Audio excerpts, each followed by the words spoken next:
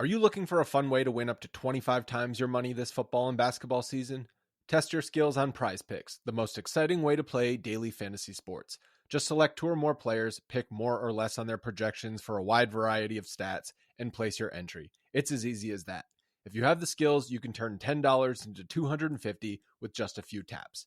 Easy gameplay, quick withdrawals, and injury insurance on your picks are what makes Prize Picks the #1 daily fantasy sports app. Ready to test your skills? Join the Prize Picks community of more than 7 million players who have already signed up. Right now, Prize Picks will match your first deposit up to $100. Just visit prizepicks.com/bluewire and use code BLUEWIRE. That's code BLUEWIRE at prizepicks.com/bluewire for a first deposit match of up to $100. Prize Picks, daily fantasy sports made easy.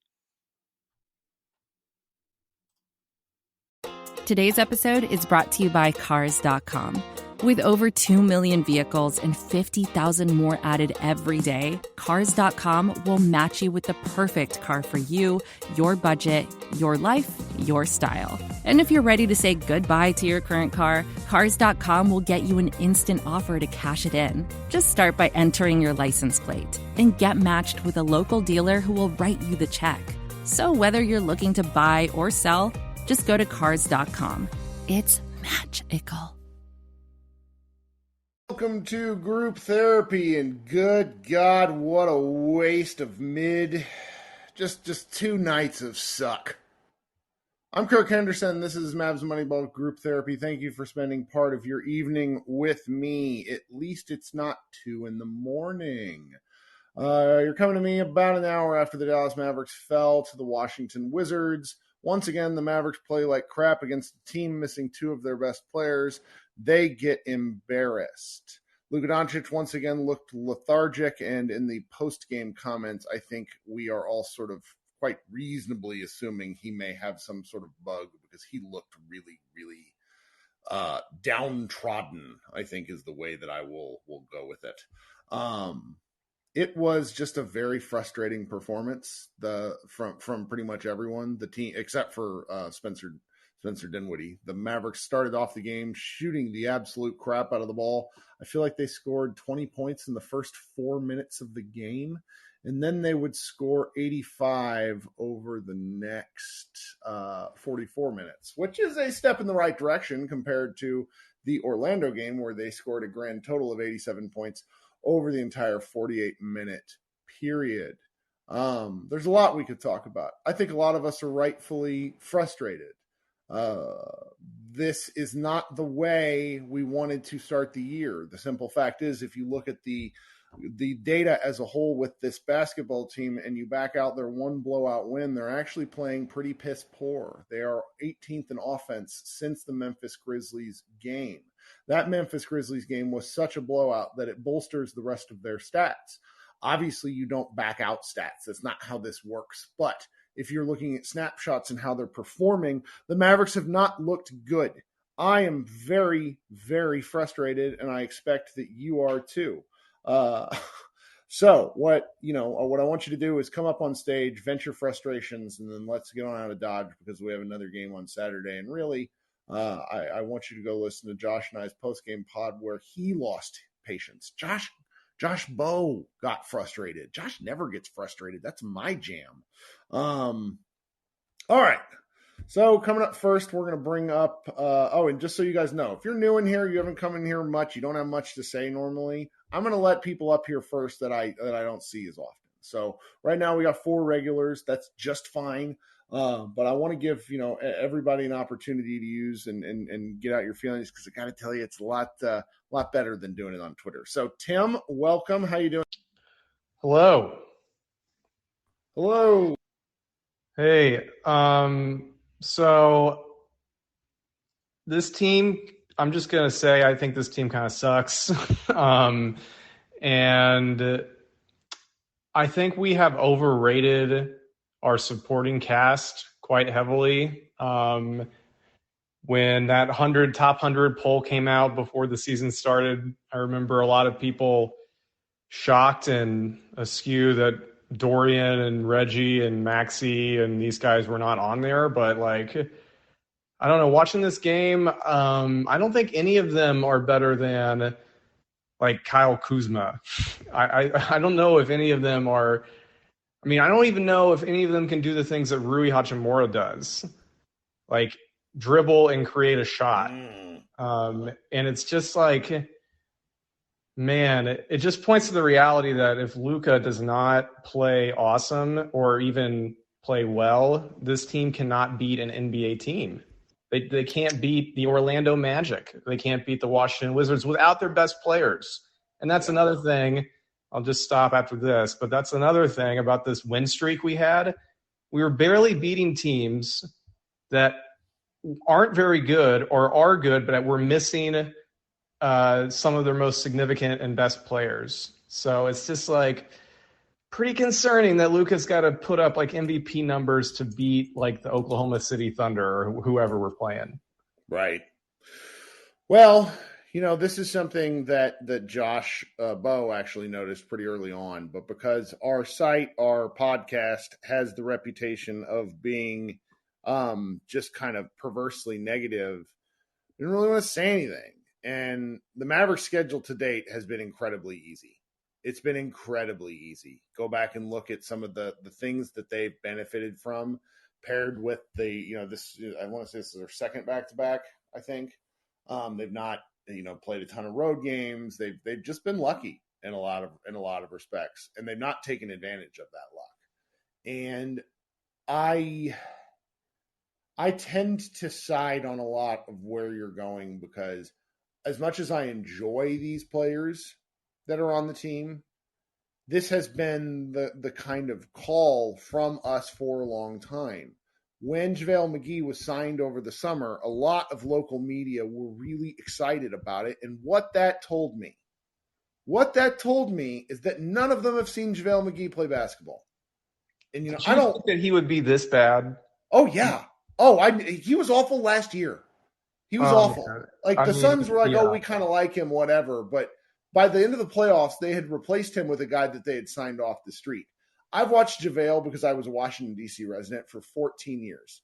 He is all athleticism and very little interest in actual basketball. He won some titles by being a bystander. I had someone, a national media member, tell me that he has actually become kind of a beloved locker room guy the last several years. I don't know if that's the case in Dallas, because I've seen Luka be very frustrated with him on the court.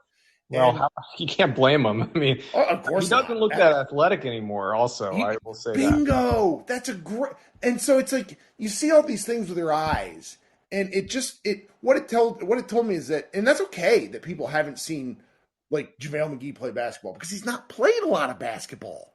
It's why it made it all like truly bizarre.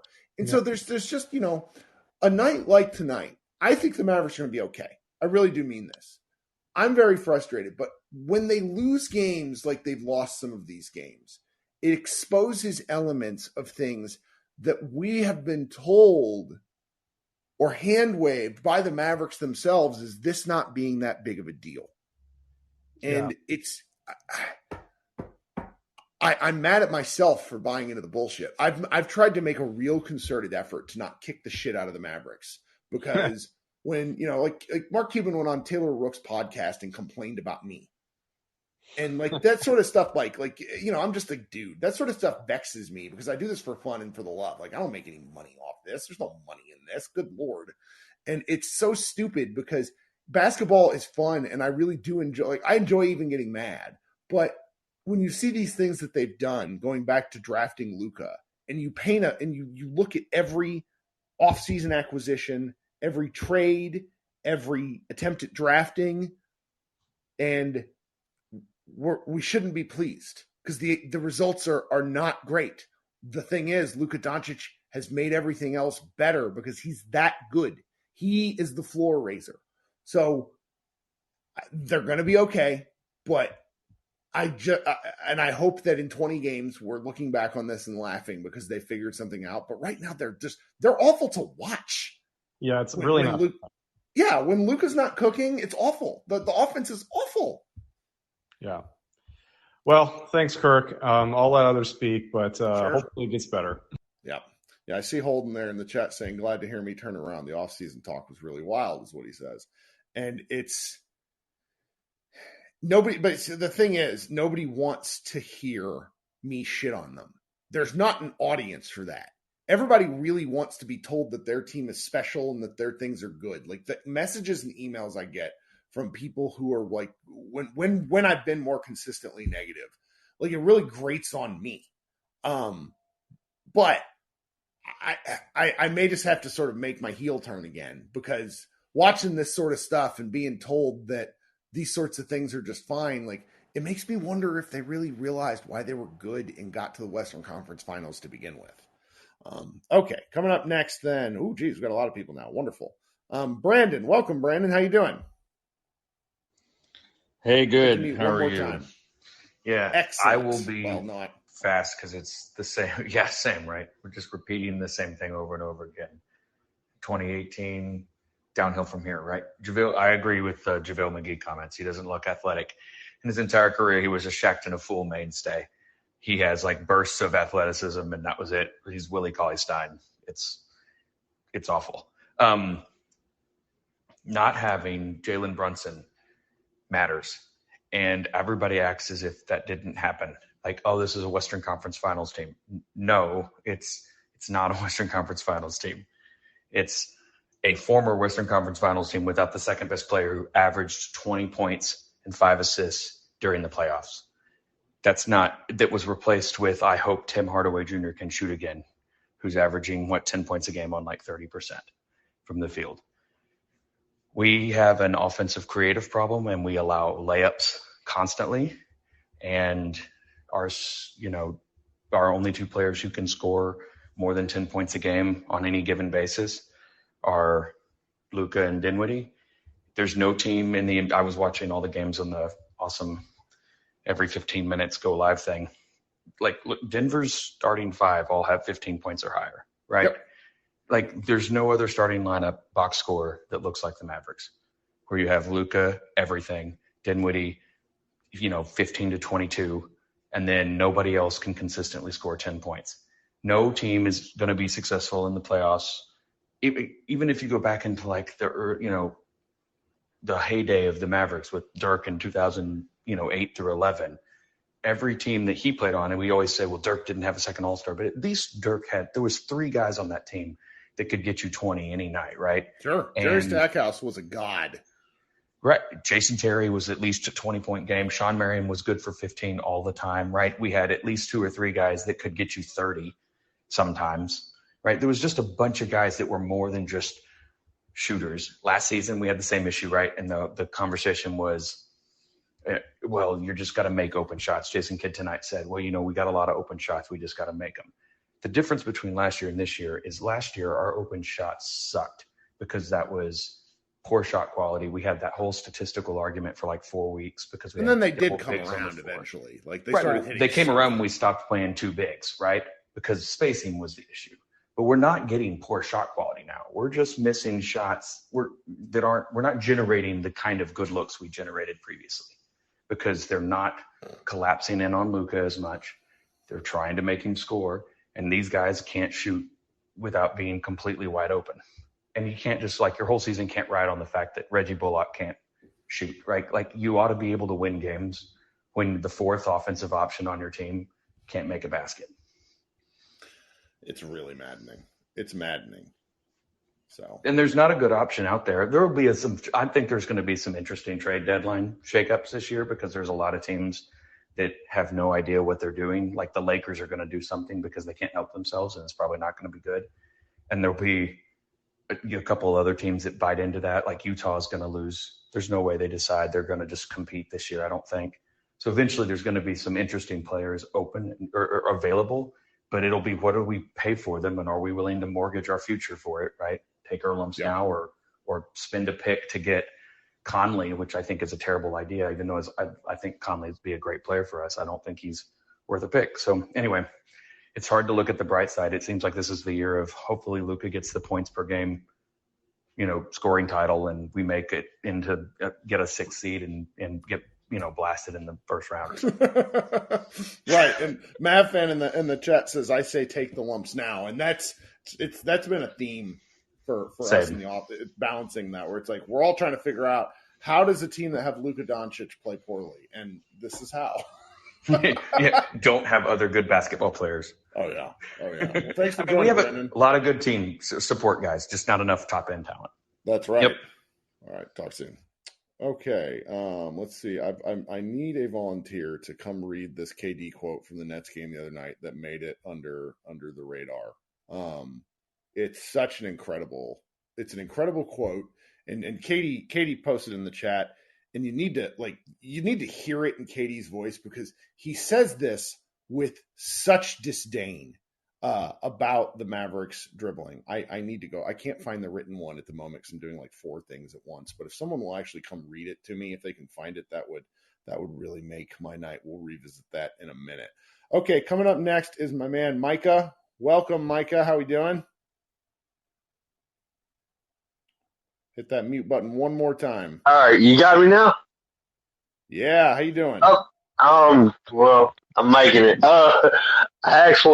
I remember pretty much what KD said word for word. He said, of course we're going to close that guy off because he's a great scorer, and that's what you do with great scorers. And they don't have anybody else on that team that can dribble, and then he kind of giggles and says, create on their own. And that's what it is. And it's just like, you said it a bunch, Kirk, and this is what we're doing. And it's crazy. You see people on the timeline that in the same breath will just show how disgusted they are in this roster. But then they will, right after expressing their disgust, put it in a trade machine to do the exact same. How that's into this place, into this position, because we are living through the mistakes of 2019. It's like 3 of our draft picks are not even in the league anymore, right? Yeah. And then not only that, when all these other teams, they're finding it out the hard way, and we decided that before a couple of them did, we'd make the same mistake. When you use draft capital to get a max player that is constantly broken, it destroys your timeline for about 3 to 4 years. It's just like, we look at what Lauri Markkanen is doing right now, and of course a bunch of people were like, oh, remember when the Mavs said that they're too good for Markkanen?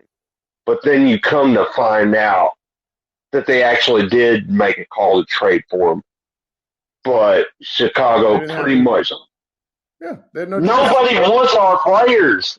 I mean, I still think it's crazy that the Pelicans wanted to give Tim Hardaway Jr. 4 for $84 just a couple of seasons ago. And now we can't get nothing for none of these guys.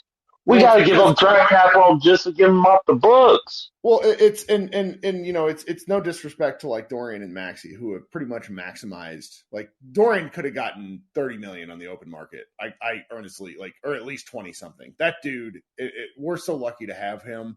But you don't rest on your laurels by going and getting lucky with those free agency picks, or like your undrafted picks, which is what they did with Maxey and Dorian. And those were guys that they picked in 2016. And it's building a team is so difficult. I need to at least say that element out loud. But you only get so many bites of the apple. And when it took convincing for Cuban to go get Luka, because it did, Cuban to this date is basically argues about a Mark Stein quote saying that they wouldn't give up. They didn't want to take on the extra money for, who was it? He ended up playing Golden State with the Lakers. I can't remember who it was right now, but he was an Atlanta Hawk at the time. Bazemore. There was a Stein tweet saying that the Mavericks were not interested in taking on Bazemore's money, so they instead gave up a draft pick to switch positions with the Hawks.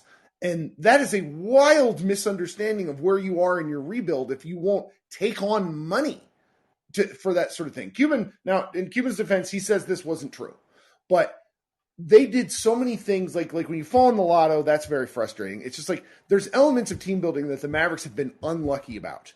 I still to this day understand the Porzingis trade. I don't agree with it. I didn't really like it the day of. You can go see some of my tweets to Dalton and other like of the more hopeful Mavs brigade where I'm sitting here. My buddy Jared Dubin, who was a Knicks writer at the time, who now writes for 538 and CBS Sports, basically said, here, look at this. Kristaps Porzingis had 13 lower body injuries by the time he was traded to the Dallas Mavericks, where he had missed time. The Porzingis injury with a guy that big was almost preordained, and we took the gamble anyways. I still understand it, but all these things like boil together to where you end up with a roster where you're constantly telling yourselves, "Well, we'll be fine. We'll be fine because we have Luka," and that works right up until it doesn't. Now, to be clear, because I'm hedging a little bit, I think the Mavericks are going to be okay this year. But this is not going to be a particularly straightforward, fun year. Like, we're not going to go – the previous 2 years, after All-Star break 2 seasons ago, the Mavericks went on a tear. After New Year's Day this last year, the Mavericks went on a tear. It's just not reasonable to expect a team to win 75% of its games for a stretch. Like, they have to play 60% basketball more often than not, I think, in order to win the 50 games that we want them to win. I don't know. I'm kind of rambling at this point. What are you thinking? Right. I mean, man, I'm thinking we pulled in Atlanta. I swear I did not want to admit it at the beginning of the season. I wanted to lie to myself and be hopeful like Colton, but now I'm like, right, it's more fun. We pulled in Atlanta. Right. Well, hopefully we repeat Atlanta and look at that prototype of player because, man, Chris at Hoop Spaces, he's got me on this train and has got some other people upset, but especially Hawks fans. Right. I think DeJounte Murray is a better overall basketball player than Trae Young. Call me crazy, but I see it. That's spicy. When you add, it's spicy. But honestly, triple-double threat definitely got snubbed for all defensive team last season. Like, he had the most steals of any guard in the league, and he got snubbed. He's giving it to you on both sides of the floor. And still, like, I don't know. I see it. I'm sorry. I'm sorry. It's spicy, but I see it. I appreciate the spice. The chat does too. I love it. Anyway, you got anything else for us? No, that's pretty much it, man. Hopefully we find a way to fix this thing. Yeah, but I don't know. We still got. I don't know. These guys are kind of stinky, but some of them are expiring. Maybe we can do something. I don't know. We'll see. Sure. I guess. Sure. We'll see. Thanks, Mike. I appreciate you. I hope you come back. All right. Let's go with Ewan. How we doing, guy? Hey, what's going on, Kirk? I don't know. I feel better now, everybody, but I want everybody else to be mad. So let's roll with it. Nah, Mad Kirk is good, man. I'm glad you back to yourself. So what are you thinking? So watching the game, towards the end of the second quarter, we had a nice little 7-8 point lead before they made a little run, and it was at that point that I figured that I was getting the vibe that we're gonna lose this game because it's like good teams, finish quarters good, and they just kind of lollygagged the end of that second quarter and let them come back and bring it closer towards halftime. And watching the game too is like Luka body language. He have to work on his body language when it comes to the team and knowing pretty much what the roster is pretty much him, Spencer, Seawood, and he got to kind of understand like, listen, these guys they can't do what you do. So sometimes even if you're feeling frustrated mentally, you got to still, hey, keep it going. I believe in you. You gotta, he gotta give him words of encouragement because his body language kind of wears on the team. So I don't know if it's his age, his maturity. I don't know what it is, but he got to try to kind of like figure that out somehow because it spreads, you know. It does. It spreads. Leadership's important, and he's go got to ahead, be better about that.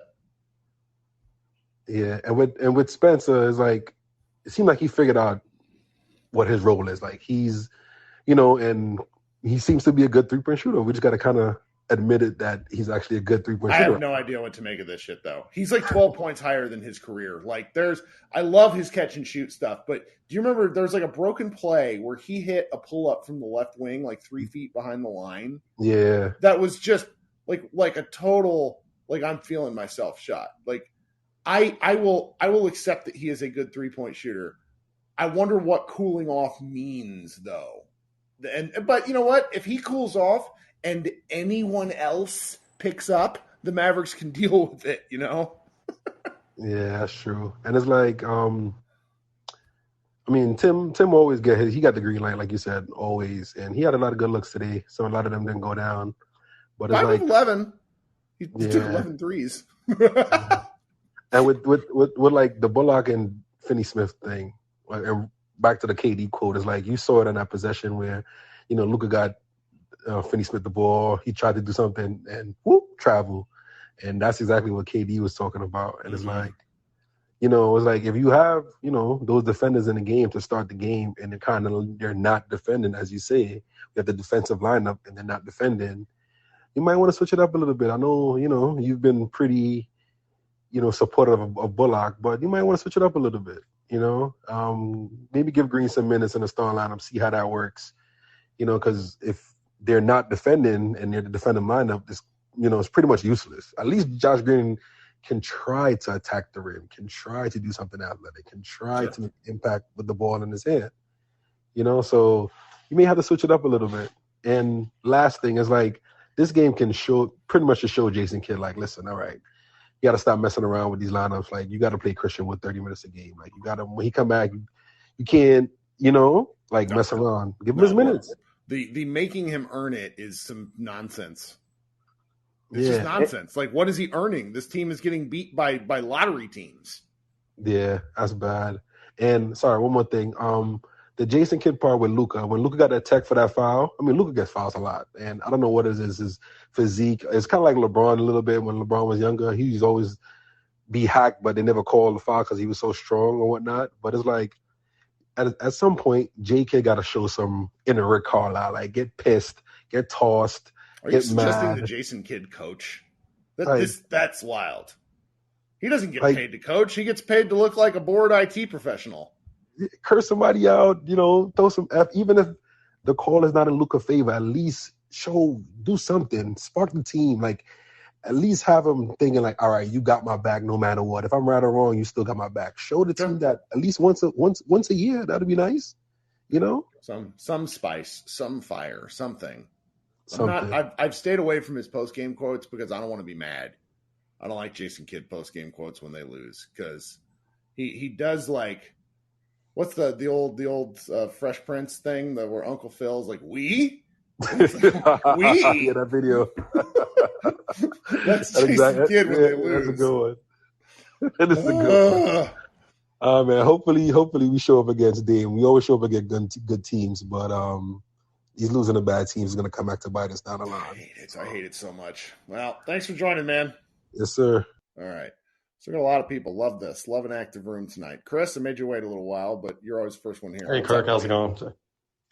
I I think a lot of us are feeling like that scene in Zoolander when he's just walking around and he's like, who am I? I guess I've got a lot of things to ponder. And then we got to wake up, you know, and Hansel's like, the results are in, amigo. There's nothing left to ponder, you know, so it's kind of. The results. I'm looking for that GIF right now. Yeah, I know. It's a good movie. Yeah, this kind of sucks. You know, we knew going into Orlando and Washington was at the back of our mind that, oh, God, these could be losses here, you know, especially the long drive or flight or whatever they had with that storm last night going into D.C. is just, God, man. But they started out so good tonight. That's what sucks. You know, Spencer Dinwiddie Good Lord, didn't we have like 15 points in like a minute and a half or something? They scored 20 points in the first 4 minutes because I tweeted something to the effect of they were on pace for a 240-point game. Yeah. What's scary about this team that we have now is like you look at these bad teams that we're playing, and it seems like a death sentence when their quote unquote star player on a bad team is out. Like that's like, are we going to play down to our competition? Doesn't matter if we have 1 or 2 days rest. Like this is very scary. Like, I mean, Luka goes out, that we're pretty much toast for how many games he's going to be out. I mean, I'm concerned right now, and I'm usually positive about this team. We've had some good wins so far, and we're only 11 games into the season, and I mean, we're talking about we need Luka to probably chill a game or two just to rest. I mean, what are we doing with that? That drives me nuts. Yeah, did you hear that? They've not played enough games. Yeah, because you could look on the schedule in a couple games we play the Rockets. I mean, right? You were like, oh, okay, sick, we got that. If he's sick, that's a different story. If he is not feeling good and nursing something, that's a different story. But the concept of the 23-year-old player being tired, even at the usage rate, is something I'm not particularly interested in hearing. Yeah. Get in better shape if that's the case. Right. And I went to one of the games. It was towards the end of the season last year when we played Sacramento. You know, Dorian Finney-Smith hit that 3 to win the game. So I was at that game. But, yeah, that was one of the games that was like Luka rest. But, like I said, it was towards the end of the season, so it's whatever. But, man, I'm just thinking that this year is going to be just hold the line. There's not going to be any deals made. It's basically just get through this season and hope for the best. And then after that, give the pick to the Knicks for that Porzingis trade. And after that, I assume they have flexibility. They own all their first-round picks after that. So, I mean, is this a thing that you think that it might be next summer or next season where they could just make a massive trade then or even the year after that? I don't know. So I'm just the worst person to ask because I'm like fire everyone, start over again. That's my that's where my head is at the moment. Yeah, but at least Tim Hardaway Jr. tonight. I usually get on to him, but he made 5 threes, so it's whatever. And then when he was playing good, but Luka the whole team just looked tired. There was just no energy. And I swear, every team that we're going to play, especially the bad teams, I feel like they just want to go at Luka. That's very true.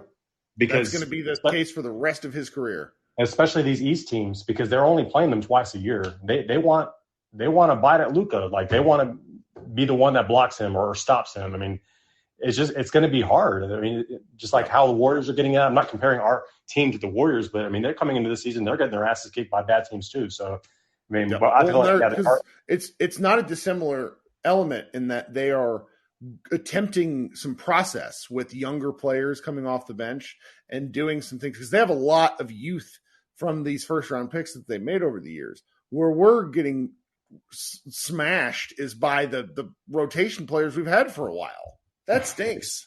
It's so crazy. It's just this team is just the same. But I'm wondering if Christian Wood was playing the last 2 games, maybe we would have won one of them just to had because we've seen him play pretty good this season. I think so. I mean, these 2 games have highlighted the import to him in the process. Very important. He needs to be a starter. Like, let's stop with this JaVale McGee shit. Like, I'm already over it, and it's sad that we have him on a 3-year deal. It's just, but that's Jason Kidd's buddy from the Lakers, so whatever.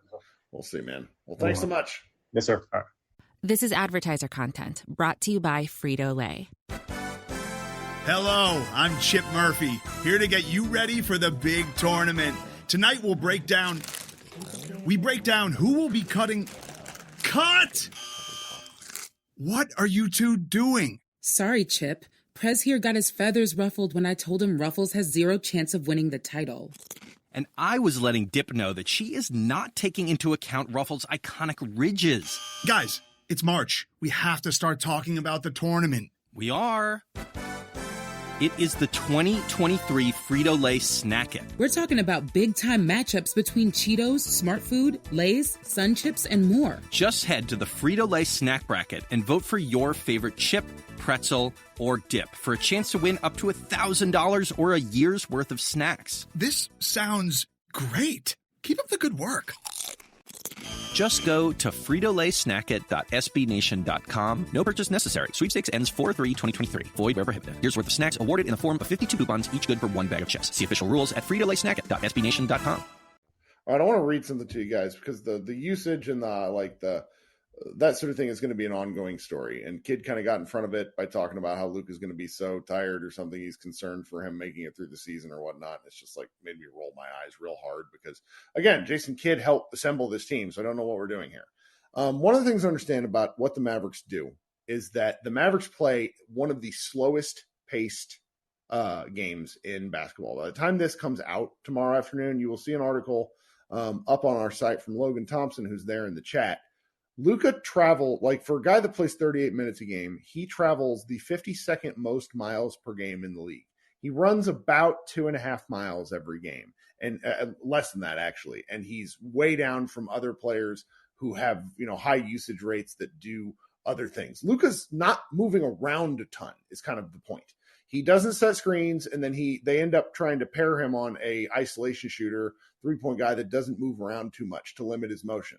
So contrary to what the Mavericks are putting out there at the moment, I think this is all by design, and that Luka will continue to have this sort of usage, no matter what the Mavericks say. Okay, coming up next, I got my guy Xavier. What's up, dude? Hit that mute button one more time.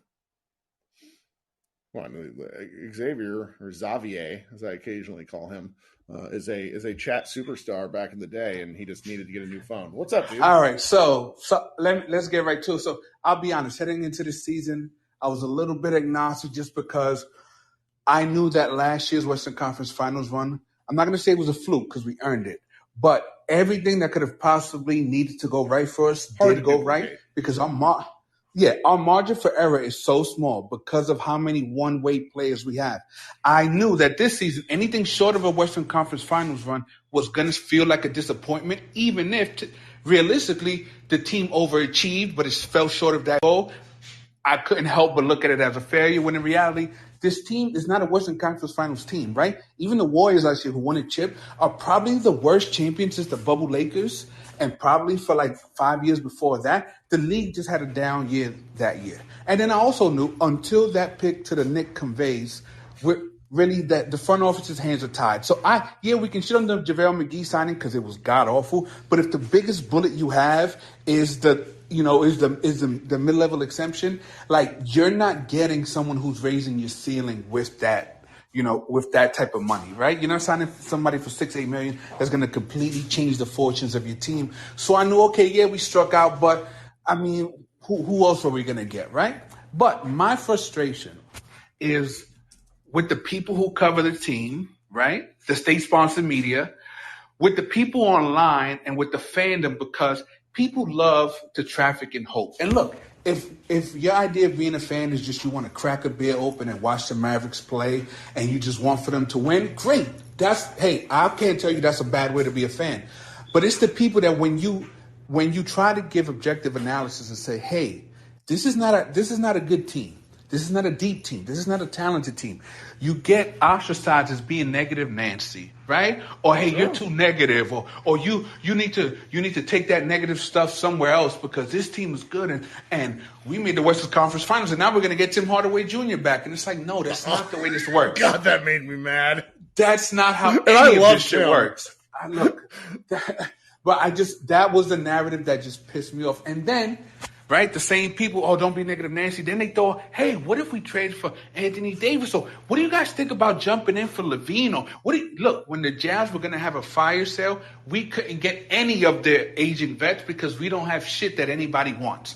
We don't have a single player that's a positive asset. And every time I said that, when I wrote on it on Mavs Moneyball in the comments, X, you're a hater. Oh, here you come with this negative shit again. Oh, our players are good. No, they're not. No one wants our players. And when you have no draft picks because you owe the Knicks your next first-round pick, and when none of your players are positive values on their contracts, there's no magic trade that's coming down the road, guys. And that's not me negative. That's me just opening my eyes and understanding how basketball works.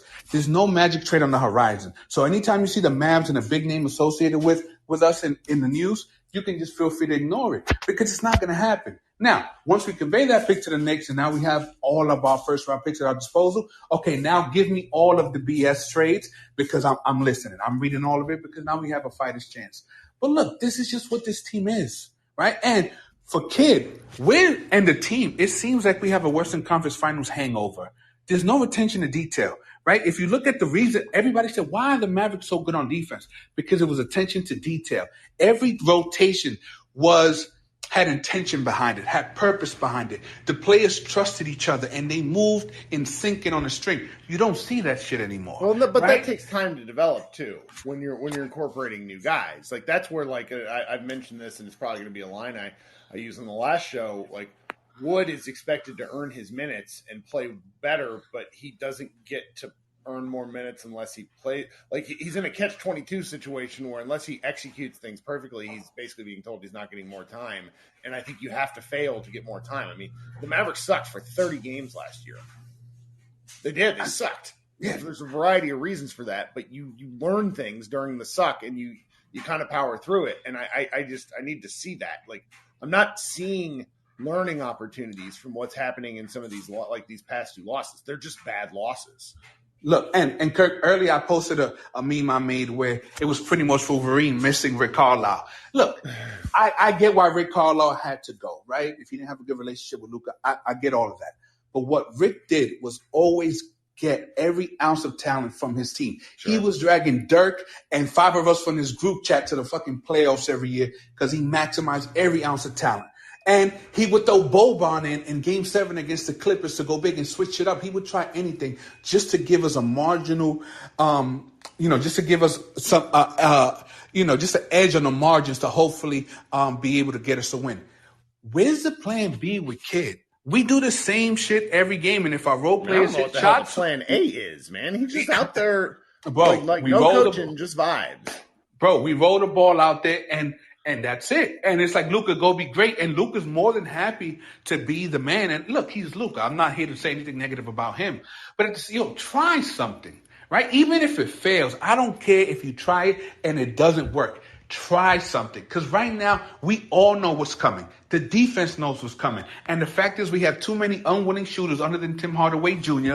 And if Josh Green or Cleveland or these other guys feel like the closeout's a little bit too close, it's a reset. None of our players are capable of getting the defensive rotation. And so it's like, all right, Luka throws open pass. If it's not there, all right, we just reset and Luka go do it all over again. And it's like, that shit is just not sustainable. That shit doesn't win basketball games. And I wish that we showed an ounce of creativity on the offensive end because I've been watching the same bullshit lack of offensive scheme for a year. And it's just frustrating. And I knew that this is what it was, but I'm also just like, it just sucks to see it. But I'm sorry, I didn't mean to rant that long. I don't care. Thank you for letting me up, Kirk. They miss you in here. I'm glad your speakers work again. Nah, I'm back. All right. Talk soon. All right. Who we got next? My man, Drew.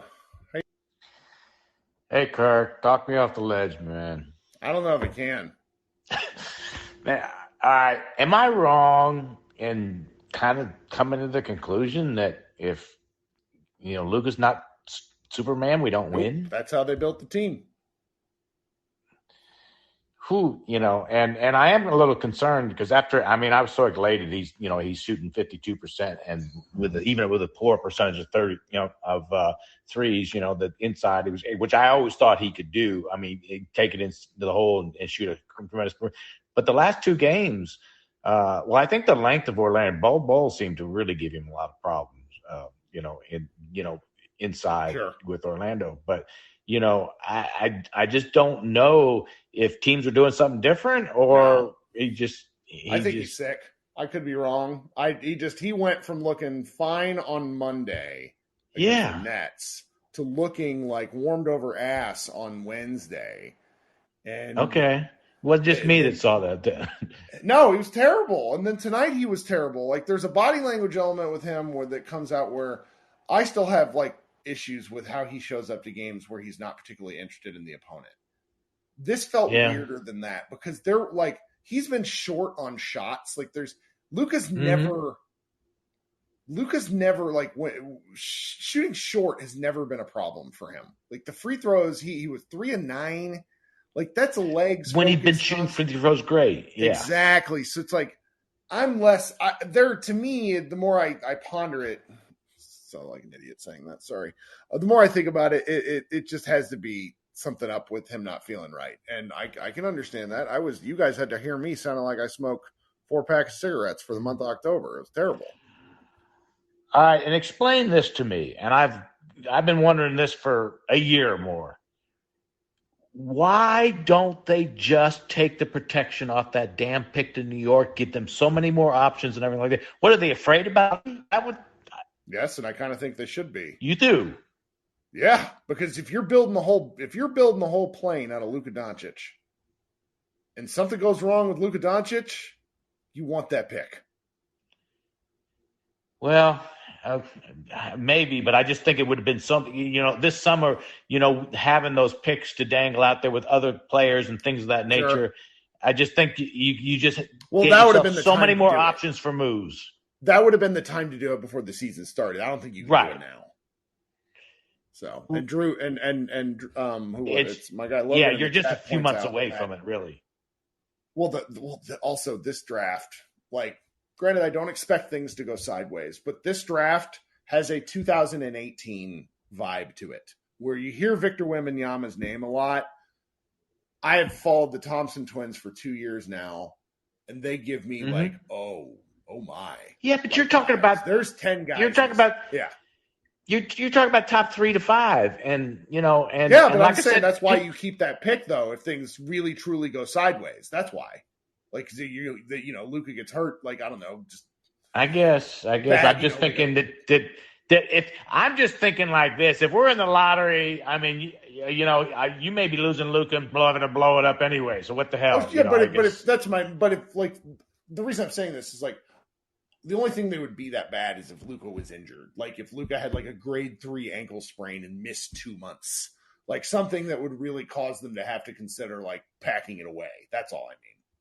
Yeah, you're right there. I mean, I didn't think of the injury angle of it, because I just don't think that.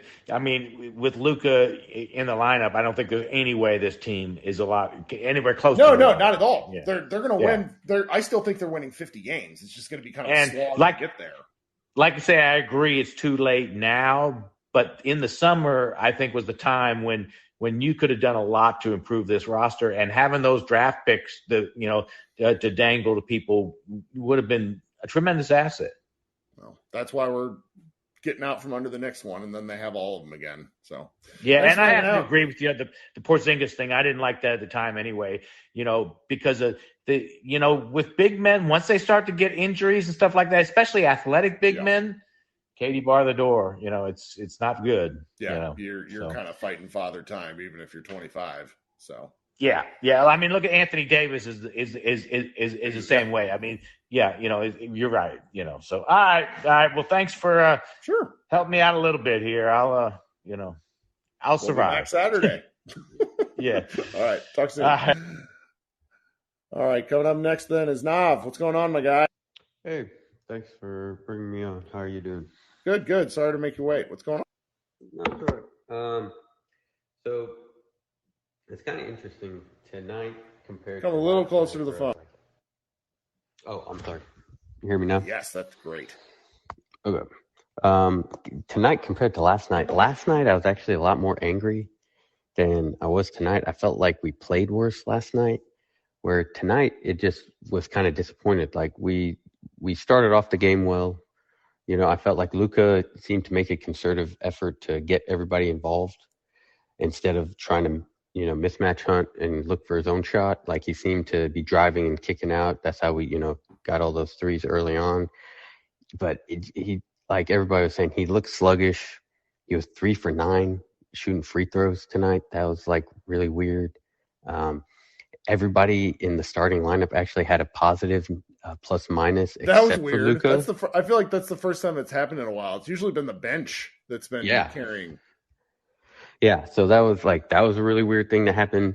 JaVale McGee was -7 in 8 minutes. He's terrible. We already knew that, but just thought I'd throw that out there. I was going to see, what do you think of Josh Green tonight? Honestly, thought he was a bunch of cardio. Didn't really do much that was interesting. I also don't think he was the problem.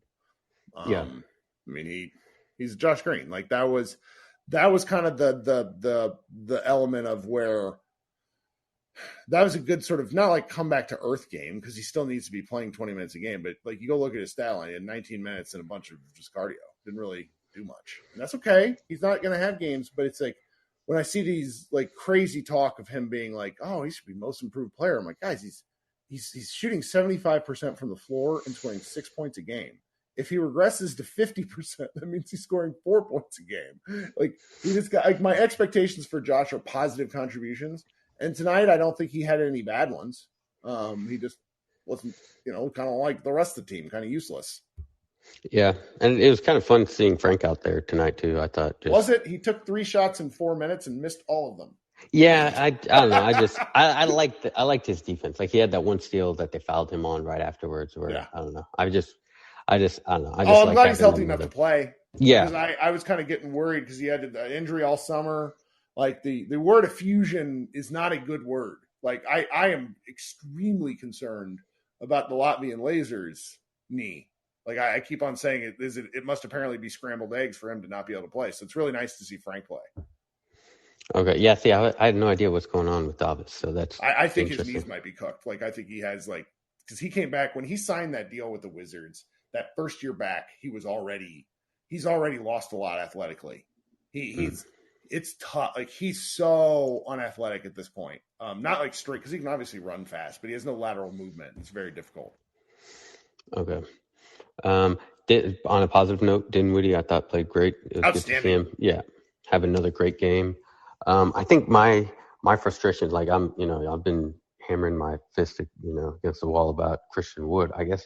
I guess my frustration is that with the team is that we still haven't, like, we're just not playing our best players, right? With Christian Wood, and I feel like Jason Kidd's just cutting off his nose to spite his face with this. I think that's the case. Yeah, like, prove it defense. Like, we have to score more points than them too, right? Right. The defense sucks. Like, what are we doing? It's not Wood's not the defensive problem. The team's defense is the problem. Yeah.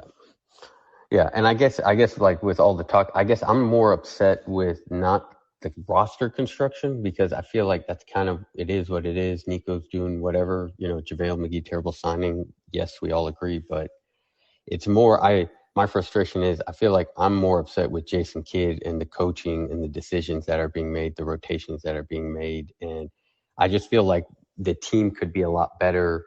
The style of play, I'm not a fan of, like, we need to rely on Luka to do absolutely everything, where it seems like even when Christian Wood is in there and they do happen to run a pick and roll, he'll seal his defender on the roll, and Luka's not even throwing them the ball, it seems like, often. And so I don't know. I'm hoping that since the 30-point streak is done, like, maybe now we don't have to focus on that, and Luka can try and get, hopefully, Christian Wood, other people involved. I thought he did a good job start of the game. It's just, I feel like Jason Kidd needs to hammer that point home of, like, hey man, you keep complaining about how other people need to step up. And it's like, I don't understand what the logic is. Like, that you can't expect, like, who do you expect to step up? The guys who are known as defensive stoppers? That's not what they do. It's not how the team was built. Yeah, it's like Dorian Finney-Smith is not going to put up 30 points. Like, you have a guy who can put up points. You're just not playing him, and you're sitting there being like, well, other guys got to step up. It's like I'm looking around my house like, who is he talking to? Like, I don't know what's happening. So, but appreciate it. Thank you for having these. It does actually help. Good. Talk soon. Thanks. See you Saturday, maybe. All right, a couple more. Then we'll get out of Dodge. Logan, what's up, buddy? Logan. It's going bad for that's fans. Can you hear me? I can. So in the Slack earlier, Josh pointed out after the Memphis game, we're actually 18th in offense, which like every game I would be like, man, it seems like we're stuck in the mud. And then I just kept going back to the, team stats page and being like fourth in offense. Like, even as it was falling from first, I was like, and I knew the Memphis game, like, goosed it up, but I was still just like, I don't know. I guess Luke is so good. That's just what we are. And then I was listening to Sam Vecini's pod, and he was just talking about how miserable we are to watch. And I think I watch us so much that he was like, besides Luka. And I mean, I agree, but I think I watch us so much that I'm just like, I don't know. I think that kind of like escapes me. Like, I'm not really judging it aesthetically. I'm like watching how each player's playing. But then like after games, I'm like, oh, it's so damn muddy. And like we're last in assist percentage, and I keep talking about that over and over. But yeah, it's just like it's scary that we were like, oh, our defense isn't as good, and then when you really look at it, the offense is stuck in the mud. And I realized that it's a lot more like the beginning of last year than we thought a week ago. Yeah. And I'm not sure what to do about that because last year's offense, they were running nonsense. Like Reggie, it was Dorian Finney-Smith post-ups, things like that. They're playing Luka ball right now, and it's not working. Well, we have 2 games of it not working. Well, Christian Wood won the 2 days. He's the big winner. Yeah, Christian Wood and Jalen Brunson. Well, yeah. I cannot imagine when Wood gets back that they kid gloves him. Like, I just don't see how I you can, man. Jason well, you're Kidd right. I'll honestly, yeah. If there is a man who he is a stubborn man. Yeah, when I say I can't imagine, I mean like if I had the 2K controller and I was doing it, but it's not. This is not how it's going to work.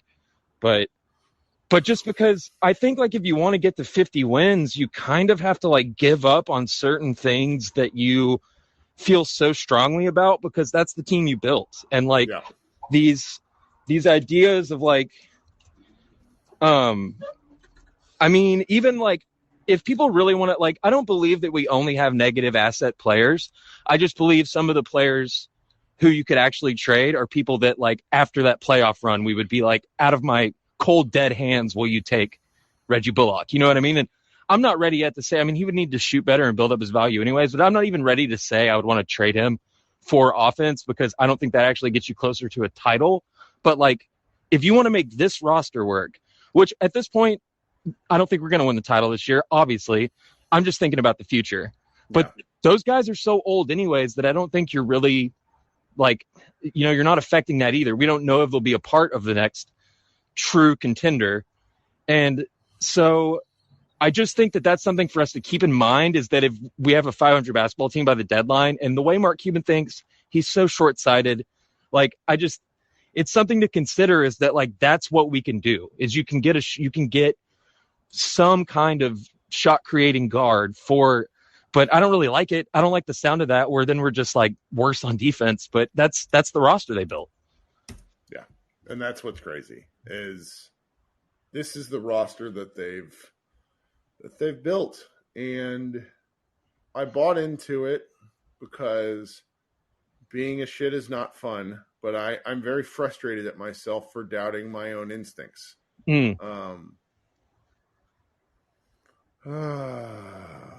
Luka's just so much fun, and they've really fucked it up. Yeah. I mean, it's because I'm a Chiefs fan, Patrick Mahomes, right? What the Chiefs did around Patrick Mahomes was figure out how to maximize his rookie contract, and they won a championship. Because football, like, you have to use that first contract well.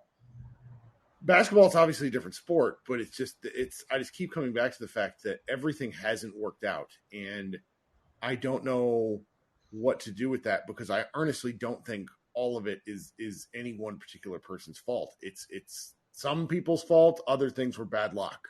It makes me wonder. Now, we got to the Western Conference Finals last year, so there's an element of, well, the process worked that I have a hard time arguing with.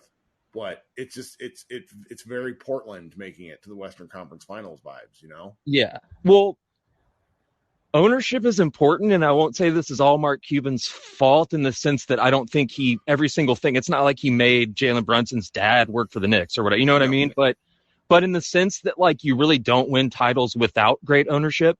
That's what's always scared me, even about like people are like, well, we have Luka, so you might figure it out at some point, like whatever. And like, I don't like when people say this year's fine because we have Luka, but I do understand the concept that like you're already ahead of other people because you have him, and only like 7 players can win a title as the best player on the team. Right, but like it's really hard to find teams. I mean, the Lakers did it, but they had like LeBron.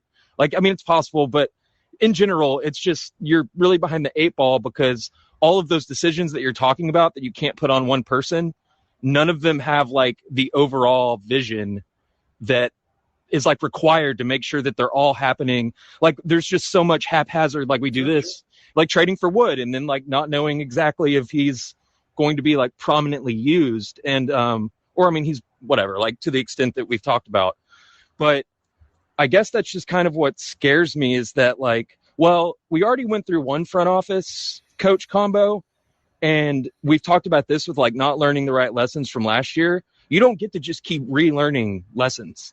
You know what I mean? Like, well, that's where it's like there's an element of me being very frustrated with Kid and Nico, but also having to admit and understand that they were brought in to a situation that didn't have a lot of wiggle room, and that we'll never know what happened with Jalen.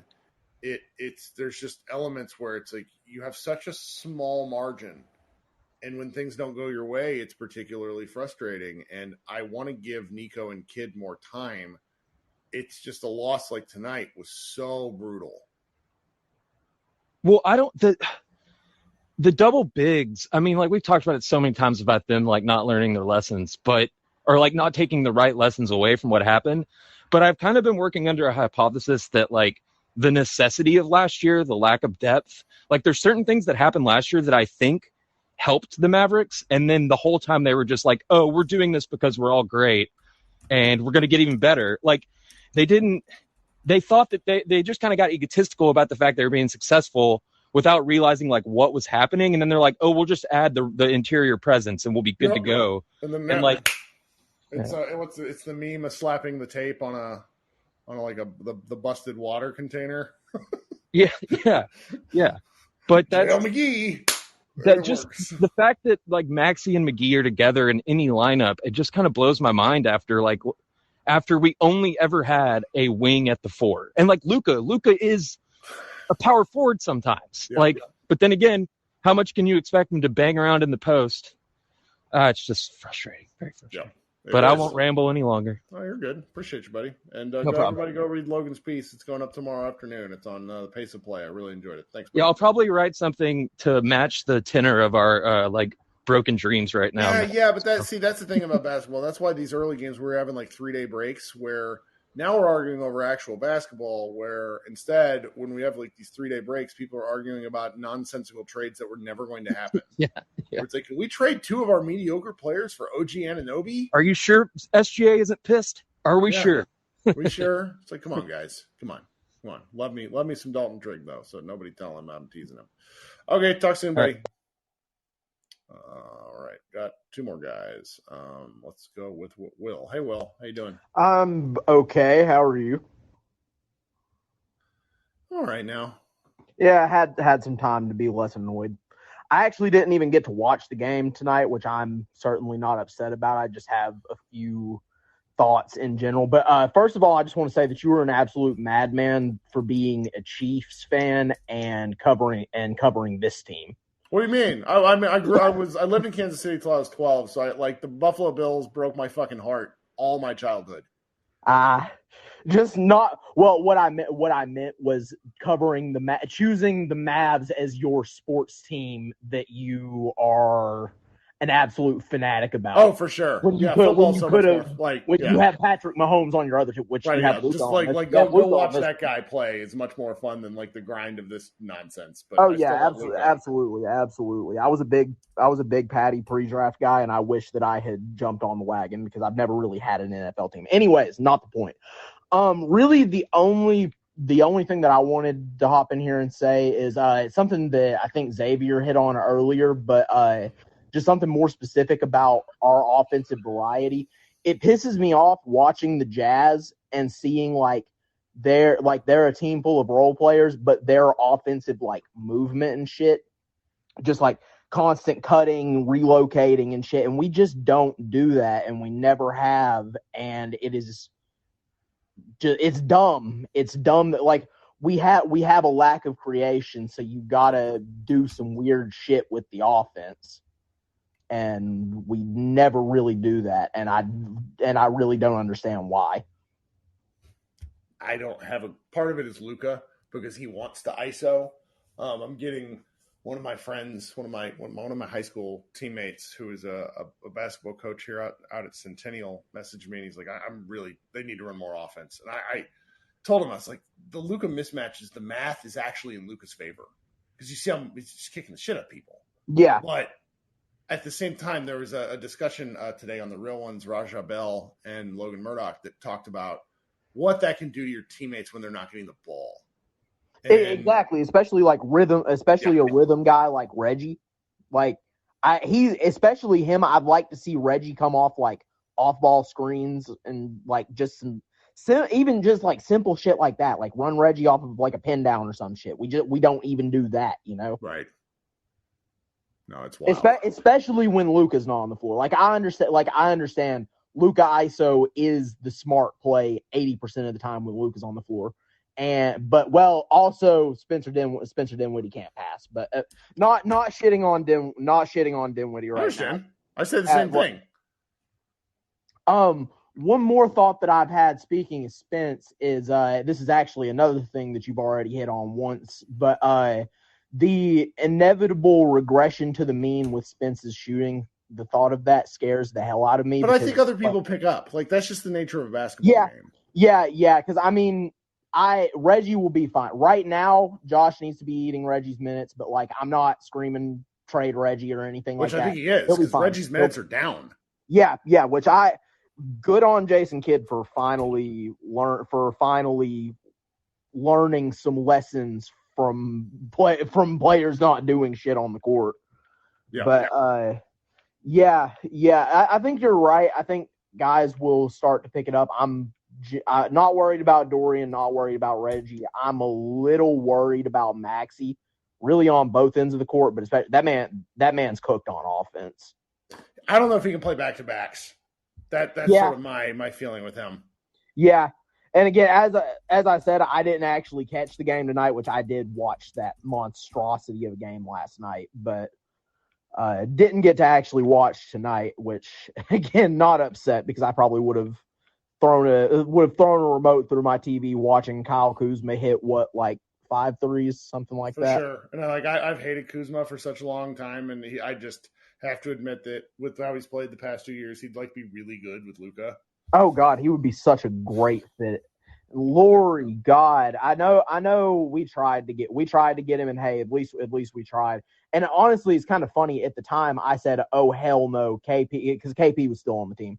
At the time, I was one of the people that said, "Oh hell no, absolutely not. Lori and KP on the same team. I will rip my hair out." But God, imagine that, man. Just like I said a minute ago, with Utah's movement off of the ball and shit, their role players, which I mean, Lori's the best player on that team, but he moves without the ball a lot and just does smart shit like cutting, stuff like that. And they run him off the screen sometimes and stuff, which I haven't watched a ton of Utah, but when I watch, it makes all I can help but think is, why don't we do shit like this?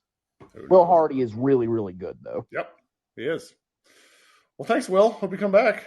Yes, sir. Absolutely. Have a good night, Kirk. You too. I really need to start drinking after these games again. I've not been doing it as much because I'm trying to be more healthy, and I got to tell you, they're going to drive me back to it. Sam, sorry to keep you waiting for such a long time. How you doing, buddy? Oh, no, you're fine. I had to leave anyway, so it's good. I just wanted to come back and, give my 2 cents. It's probably been said already, but, you said it earlier in the year, before the season even started, this is probably going to be, taking our lumps type of season. And, I mean, I think it's early, obviously, still, but we're kind of already at that point. And this is just an organizational failure to me, just from top to bottom, just because the problem that I've always had, I say it all the time when I come on here, we don't take advantage of the situations that we have, to get, the Rick Carlisle thing, the draft pick. Second, I don't care if it's a second round. Oh yeah, just let him go. It's show. I remember my line was, it's not called show friends, it's show business. What are we doing? Letting the guy just go. Yeah, just letting them go. And I get the whole Brunson thing. You probably couldn't do a sign and trade type thing, but it's just do something. And the fact that they're just content with, I get it, Luka, generational talent, great. I love that.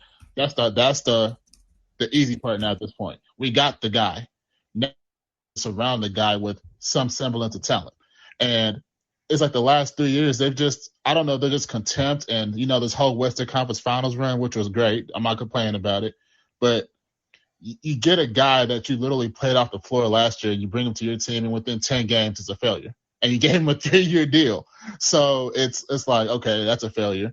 And then what do? You get a guy in Christian Wood. You trade guys that you didn't play on your bench. You traded for him, and now he's not playing. Did he play 30 minutes a game? No.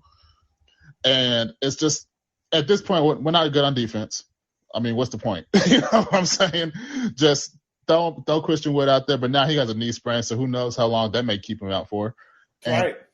So it's just one thing after another. And now we had 2 games in a row where Spencer didn't really ball at, and it got wasted because the rest of the team was trash. So it's kind of, I don't want to say frustrating is the word. I don't want to say expected is the word. But it's kind of like, okay, we've had 11 games so far, and if Luka wasn't balling the F out, we'd probably be 4-7, 3-8. And, and besides that Memphis game, which doesn't, I mean, at this point, that's a schedule loss for Memphis because they were playing 3 games in 4 nights. So really done except, play close. And it's, sorry, I'm just ranting, but like Spencer didn't really, Spencer said it. It's like, we're giving up those big leads, but we're getting the big leads. So you're obviously doing something right to where you're getting these big leads in all these games, but you're just not keeping them to where you're having to stress out every game till the end, which my heart can't take 82 of those. So it's kind of like, hell, these last 2 games are just blowouts because they couldn't do shit in the fourth quarter. Yeah. But it's, I don't even know what to do. That's the crazy part. It's like, what can you do except just play it out? Because you can't make no trades because you got your guys. You can't trade your draft picks, so you're just going to mortgage your future. So like, you don't want to do that. So you're just kind of stuck right now. So you just got to kind of deal with it and hope Luka, is just a generational all-time great this year to where we're not in the play-in.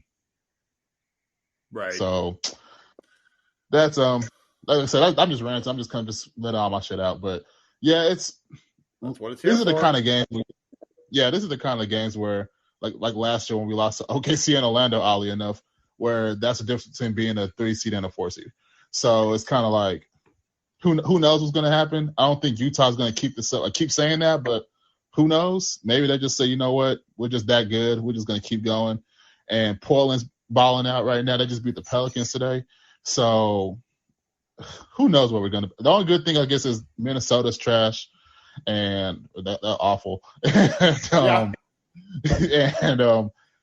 mean, I guess, it's still early, so things could always break. Like, we're a second half of the season team for some reason, which – it's good, I guess, in the long run. But, man, these are frustrating times right now. They are, and I'm sorry it had to go this way. Well, thanks for joining, buddy. Hey, not a problem. Have a good night. All right, team. I got to go.